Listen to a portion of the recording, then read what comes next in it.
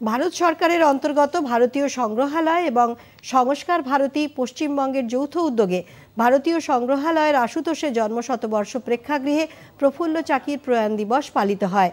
অনুষ্ঠানে উপস্থিত ছিলেন প্রফুল্ল চাকির পৌত্র সুব্রত চাকি সহ বিশিষ্ট ব্যক্তিবর্গ। অনুষ্ঠানে একটি তথ্যচিত্র দেখানো হয়। মোকামা স্টেশনটি প্রফুল্ল চাকির নামে নামকরণ করার জন্য কেন্দ্রীয় সরকারের কাছে আবেদন করেছেন বলে জানান সুব্রত চাকি।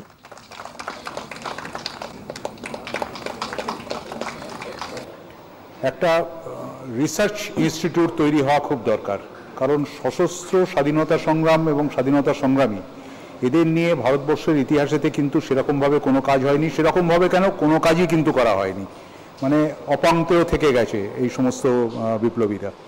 এবং আমরা তো কত শত শত বিপ্লবীদের নাম পর্যন্ত জানি না। হয়তো প্রফুল্ল চাকির নাম তাও কিছু লোক জানে, আমাদের পরের জেনারেশনের কেউই জানে না। সেটা আমাদেরই দোষ, আমরা শেখাতে পারি না। তো সেই জন্য তো একটা রিসার্চ ইনস্টিটিউট খুব দরকার। বিপ্লবী প্রফুল্ল চাকি শহীদ ভবন একটা তৈরি করা হোক, যেখানে ভারতবর্ষের সশস্ত্র সংগ্রাম এবং সশস্ত্র স্বাধীনতা সংগ্রামীদের নিয়ে গবেষণামূলক কাজকর্ম করা হবে।